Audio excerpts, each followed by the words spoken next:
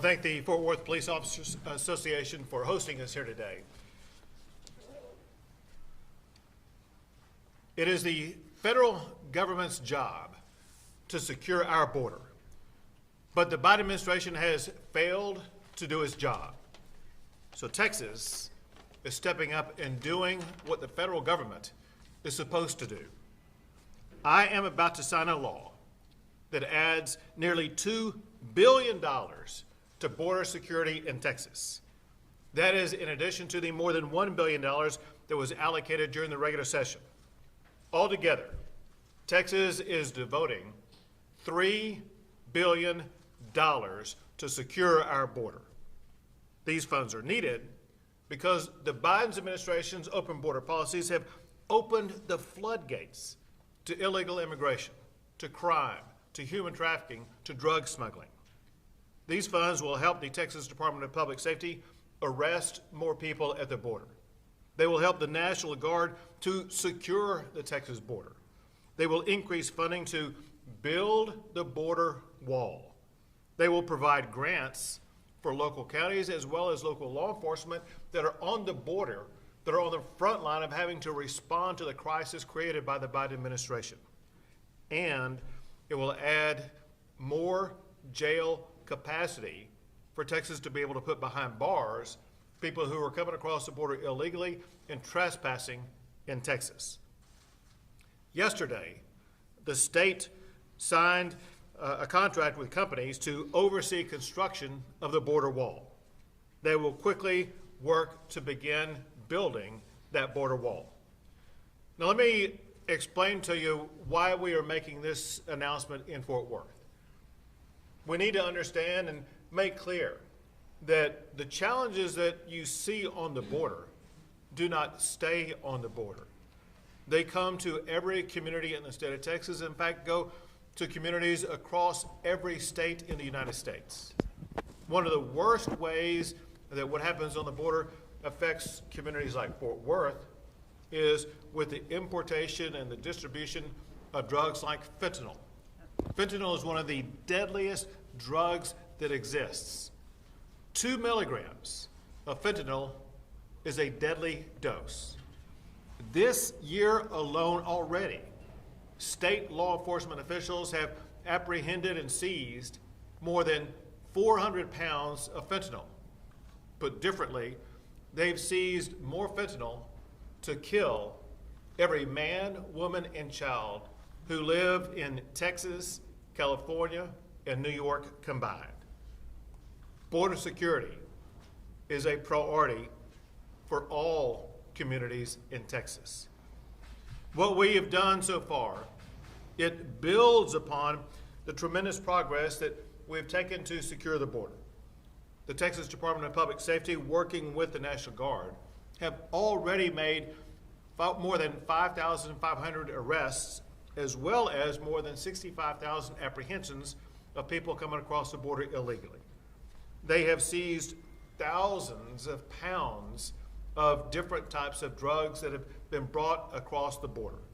And we have increased jail capacity to house more people that we are arresting for the crimes that I mentioned, as well as crimes like smuggling. I want to thank the people at the table with us today, but even some who are not, because this truly was an effort by everybody in the Texas House and Texas Senate. I want to thank Lieutenant Governor Dan Patrick for his leadership in the Senate, as well as Senator Jane Nelson, who is chair of Senate Finance, and we'll be telling you more in a second, as well as Representative Chairman Greg Bonin, who is chair of the Texas House Appropriations Committee. I want to thank all of the members of the legislature, some of whom joined with us here today, some over there, some over here. Thank you all for stepping up and doing what our constituents really needed to have done. They need safe communities. You delivered for them safer communities in the state of Texas. And I also want to thank someone who will be speaking shortly and help you understand how this is such a local issue. And that is Manny Ramirez of the Fort Worth Police Officers Association. But first, I turn things over to Lieutenant Governor Dan Patrick. Thank you, Governor. And again, thank you for the initiative on this. You have been focused on this since we were elected in 2015. Just to give you a history, back in 2005, the state spent basically $0 on border security. It may have not been the issue then it is today, but through the sessions, the legislature really didn't focus on it. And then in 2015, when the governor was elected and I was elected, Chairman Nelson was appointed to finance, our senators, the House, we began to focus on it. It was the first session that we put $800 million in the budget because that's what Colonel McCraw of DPS told us that he needed. And we continued to do that every year since 2015. And this year we ramped it up to over $1 billion, and then we added another nearly $2 billion. And in the Senate, it also had bipartisan support. It was not just Republicans voting for the bill, because everyone recognizes what is happening on the border. President Biden's policies have one thing in common around the world: total chaos. If you look at the photographs outside the Kabul airport and you see the misery of those people trying to escape and get to America, actually, because of a total dysfunctional plan to evacuate people, and then look at the photographs from the drone yesterday of the 10,000 under the bridge, you could interchange those photographs. It is chaos everywhere by failed policies, failed planning. And as the governor said, it's the federal government's responsibility to protect our borders. Article 4, Section 4 of the Constitution says that the United States, the federal government, must protect every state in the Union from domestic violence and incursion upon their territory and their property. This administration is not doing that. And the result of that is human trafficking in our state and in our country, criminals crossing the border, an impact on our state taxpayers and our healthcare system and our education system, and at the end of the day, losing control of our border and our state and our country. And that's why the governor stepped up and the legislature is behind him. This must not be allowed to continue. Just the last number, on average since 2005, we've apprehended about 435,000 people every year on the border. That's apprehended. 2/3 of that's in Texas. This year, we're approaching 2 million plus. If you do the math, in 2004, they said we had 10 million people here illegally. Add 400,000 a year for the last almost 16 years, and 2 million this year, and that's only the people we've apprehended, not the people that get in.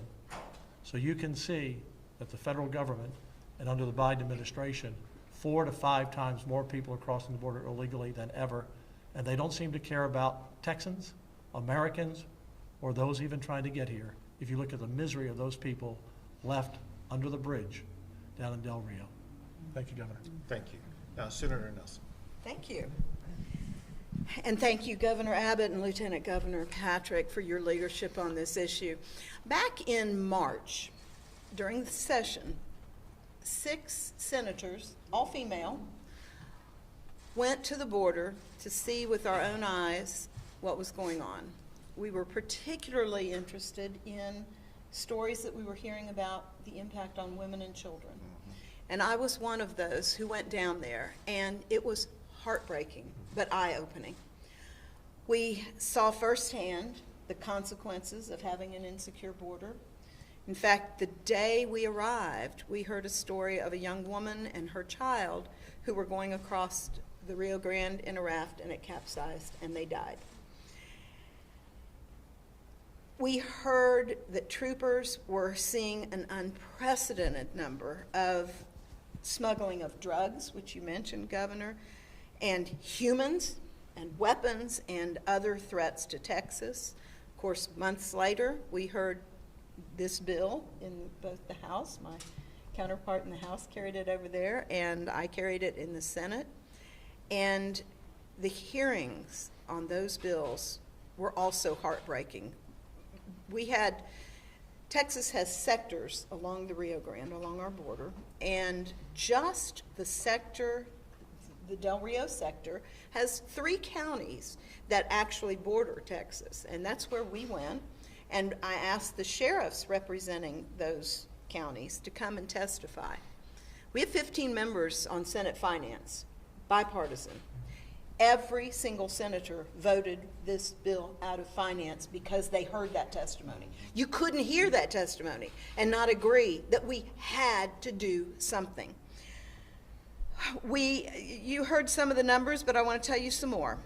We have seen historic highs, over 1 million this year, a 511% increase over 2020.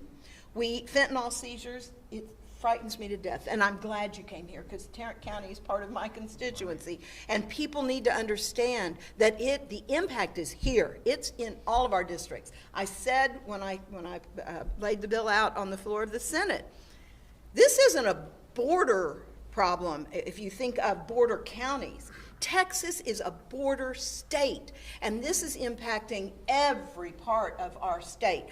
The drugs scare me, the weapons scare me, the human smuggling rips at my heart.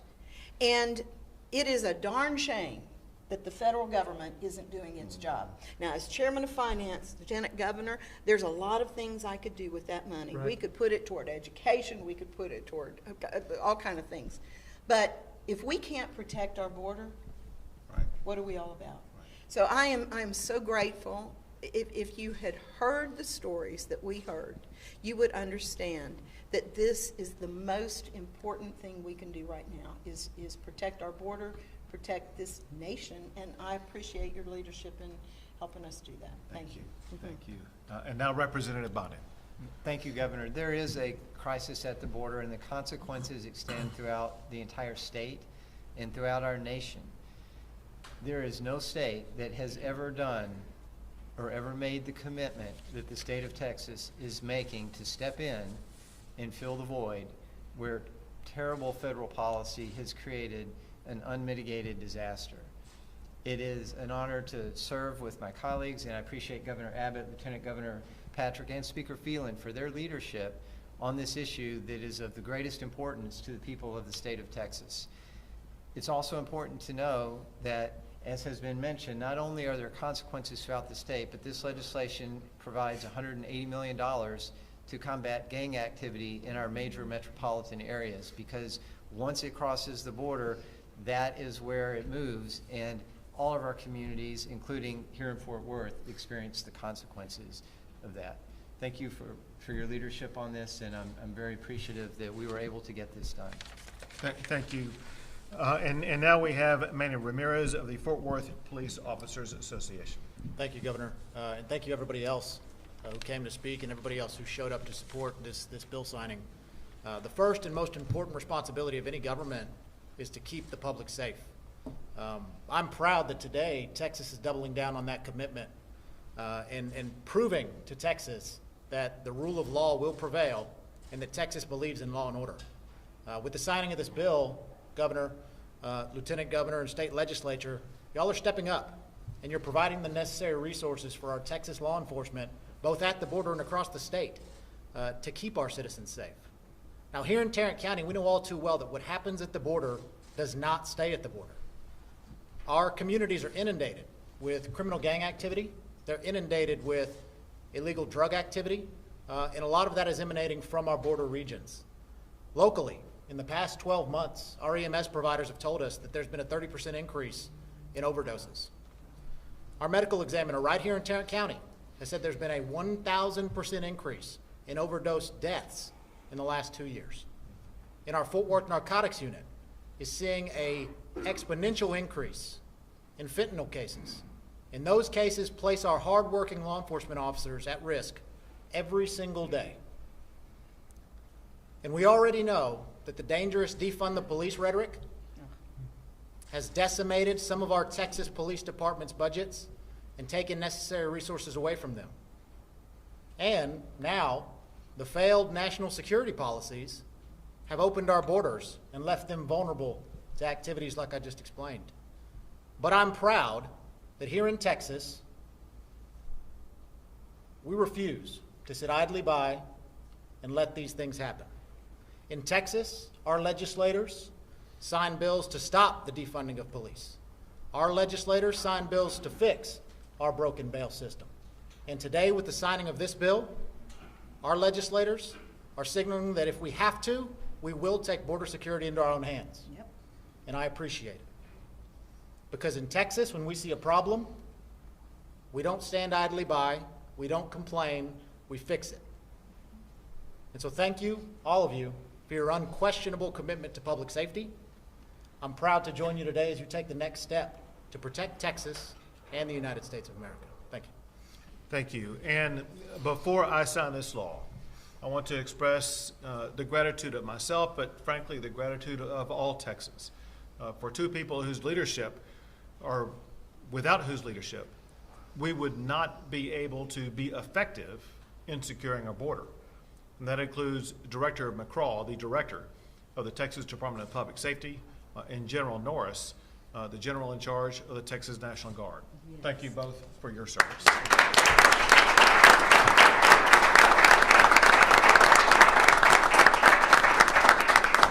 Now to sign the law. This is basically signing a multi-billion-dollar check. Yes.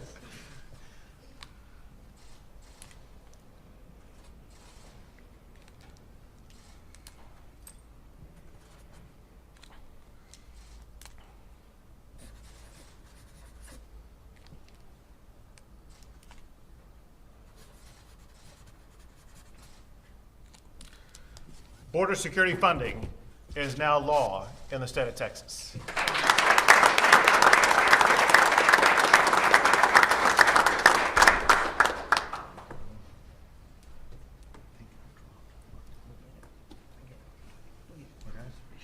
All right. We'll take a few questions. Governor, you mentioned that this was a failure of federal leadership that led to this. But I'd like to know just what you would say to the Texans out there who believe that this money would be better spent on other priorities such as education, increasing the electric grid, those things. Let's be clear about a couple of things. One is, when you look at what the legislature did last regular session with funding education, was it more funding of education than ever before? So more funding of education than ever before in the history of the state. That we continued in this regular session. As it concerns the power grid, the public needs to know this. What the legislature did during the regular session, they winterized the grid. They ensured the integrity of the grid so that it wouldn't go down like it did this last time. What happened this last time is that the power generators and power transmitters, they weren't subject to being exempt from being shut down. That's why you saw the downtown city lights of Fort Worth on, but the residents without power. That's not going to happen next time because the integral parts of the power grid will remain on. There is now greater ability to generate more power than ever before in the history of the state of Texas, and most importantly is with the new leadership that we have, the way that the electric grid operates is completely different than the way this operated in the past. The way that it operated this past February and before that was in a crisis management mode. They literally waited until there was a crisis in order to summon more energy. Now they operate completely differently, where they get dispatchable power days in advance. That's why during the summertime, when people had concerns, gosh, would we run out of power in the power grid? And during the summer, we hit an all-time high in the amount of power demand. We were able to meet that demand with plentiful supply because of the new strategies that are being used both by ERCOT as well as by the PUC to make sure that the power stays on. All that said, as your own local police officer put it, public safety is essential to everybody in this state. As your local police officer put it, as well as the last time I was here talking about this issue, as the Tarrant County Sheriff put it, the safety of people in Fort Worth and Tarrant County is challenged by what's happening on the border. When I had my meeting with the border sheriffs at the border in Del Rio, there were sheriffs from the Panhandle there talking about how their communities were suffering from inadequate safety because of what had filtered through Texas that had crossed the border. This is important to the everyday lives of people across every region of the entire state of Texas. And so we are doing the right job for our fellow Texans by making our community safer, by addressing the border security in a way that the Biden administration is failing to do. Governor, yesterday, of 10,000 people underneath that bridge. I guess a lot of people are wondering, where are they going to go? Could we see people ending up here in shelters in North Texas? I will tell you the level of communication that we have had. This was yesterday. And that is the Department of Defense, as well as the Director of Homeland Security. They are in charge of the people who are under that bridge, most of whom are from Haiti. And they have told us that the people who are under that bridge right now are going to be relocated by the United States Department of Defense. Some are going to Arizona, others are going to California, others may be going to Laredo, we were told. But one thing that we know for a fact, and that is there's nothing but uncertainty and indecision by the Biden administration about exactly what they're going to do. That's why if you look at photos that the National Guard has posted just an hour ago, you will see the National Guard as well as the Department of Public Safety. They have a perimeter area around that bridge area to make sure that the community of Del Rio is safe. And let me tell you why they're there doing what they're doing. We spoke this morning, we being my chief of staff and myself, with the mayor of Del Rio. And he announced he was going to declare an emergency, which I assume has now been done already. He said that there were about 12,000 people under the bridge, with more coming. He asked for the Texas Department of Public Safety as well as the Texas Department of Transportation to help with barriers that we assured him would be provided, and they're already being provided. The mayor said he is going to shut down the city-owned toll bridge to stop traffic coming in from Mexico. And I understand that's already been done, and the state agencies are helping to do that. The mayor says the situation in his city and area is getting more tense under the bridge. We, as state officials, have an obligation to make sure that we use the National Guard, we use DPS, we use law enforcement at every level to de-escalate the tension around that bridge to make sure that we keep our state and our community safe. Governor, when we spoke last week, Governor. The central theme of this is keeping Texans safe. Earlier today, I reported that across the state at schools, an additional 23,000 kids were tested positive for COVID, and an additional 3,800 staffers have been tested positive for COVID on campuses. You and your government are fighting tooth and nail to prevent school districts and local governments from imposing mask mandates to keep the kids safe. So how do you reconcile the two, keeping people safe by shutting off the border, but not giving local governments the tools, or the means to make their own policies in an effort to keep their students and their citizens safe? We've seen the challenges arise from a patchwork approach to trying to implement policies, because there are some jurisdictions that are following my executive order and others that are not, and that sows confusion among the populace. What we know are these facts, and that is in areas where people are vaccinated or where they have acquired immunity, their probability of getting COVID is slim to none. And because of that, what we are seeing is we've seen for more than 4 weeks now a decline in hospitalizations. And we've seen, going back to at least July the 23rd, a reduction in the positivity rate in the state of Texas. So the bottom line is that what's happening in Texas is a repetition of what we've seen in other jurisdictions, whether the other jurisdictions be states or countries, of the Delta variant quickly burning through a population and then fading away. And if that repetition continues, we've already seen the worst of the Delta variant, and we will soon see this variant of COVID hopefully soon passing, and people will be able to get back to their normal activities. That said, this is very important, and that is for wearing masks in schools, we believe in ultimate local control, and that is the parents. The parents have the right and the responsibility to make the decisions that parents believe is in the safest interest of their child. Governor, when we spoke last week on the abortion bill, you said that it is the #1 goal for the state of Texas to eliminate rape. Is that a realistic goal, and if so, how do you plan to accomplish it? Let me tell you what I've done, and which will show you a pathway of where we are going. And I can't give you every single detail because candidly that will take too long. But let me give you a synopsis of my approach to ensure that the state of Texas is doing everything that we can to reduce sexual assault in the state. Let's go back to when I was the Attorney General of Texas. When I was the Attorney General, I went and testified in the Texas Senate in support of legislation that they ultimately passed that made it a death penalty sentence for any repeat child sex offender. And then as Attorney General, I defended that law in court. In addition to that, when I was the Attorney General, I created a unit to investigate and to prosecute human trafficking in Texas.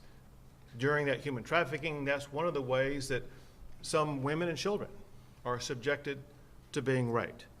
More recently, as governor, I have processed more rape kits than any governor in the history of the state of Texas. Processing those rape kits helps to identify rapists that can lead to the prosecution. With the help of the people at this table here right now, with the chair of House Appropriations and chair of Senate Finance, if I recall correctly, the number is you all appropriated about $100 million to increase crime lab testing and to clean out the backlog of rape kits in Texas. When we did that also, knowing that we would be cleaning out the backlog of rape kits and tested rape kits, we would also identify more people who were suspected rapists. Knowing that, we extended the statute of limitations to give prosecutors more time to be able to arrest and to prosecute those rapists. In addition to that, I signed a law creating Sexual Assault Survivors Task Force that is located in the office of the governor, and it helps sexual assault victims. And then on top of that, extremely importantly, during the regular session, I made it an emergency item that Texas pass bail reform.